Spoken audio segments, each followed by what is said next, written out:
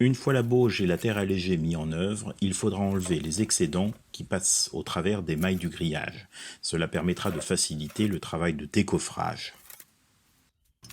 Il faudra également prévoir de rectifier la surface de la dernière couche de bauge et de terre allégée mis en œuvre.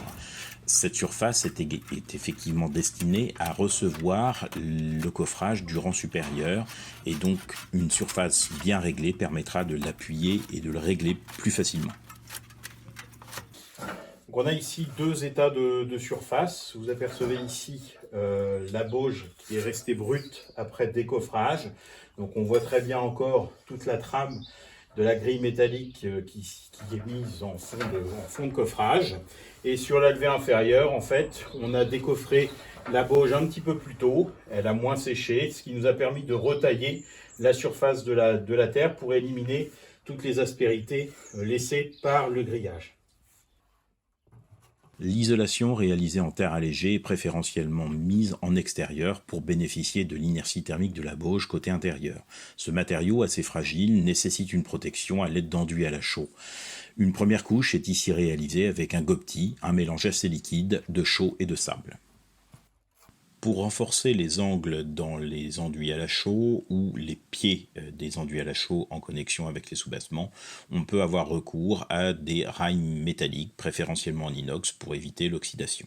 Les détails de connexion entre les menuiseries et les enduits sont à soigner particulièrement pour l'étanchéité à l'air. Ici, on a eu recours à une trame plastique scotchée sur la menuiserie. Les vides sont comblés à l'aide d'un mortier de terre fortement fibré. La trame plastique permet d'avoir une très bonne connexion entre l'enduit et la bande d'étanchéité à l'air scotchée sur la menuiserie. Une fois que l'ensemble des trames plastiques ont été noyées dans le mortier de chaux au pourtour des menuiseries, on va pouvoir réaliser le corps d'enduit sur l'ensemble du panneau.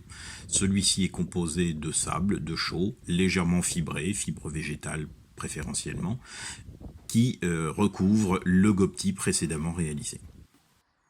L'enduit de finition est réalisé quelques jours après, ici composé d'un mortier de chaux, sable, terre tamisée et fibres végétales.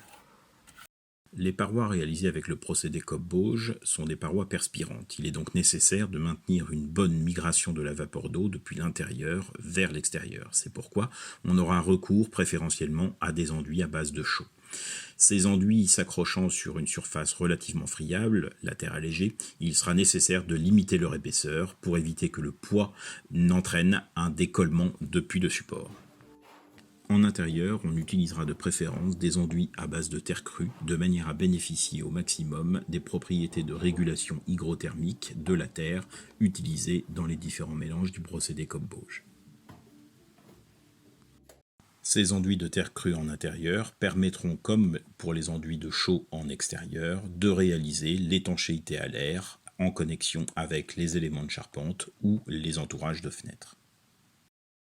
Les murs en bauge peuvent également rester apparents. Dans ce cas, il sera nécessaire de prévoir un brossage ou un grattage de la surface de la terre pour l'aplanir, de prévoir également un rebouchage des micro-fissures, des trous laissés par les tiges de fixation des coffrages, de manière à assurer une qualité de finition, mais également d'assurer une bonne étanchéité à l'air.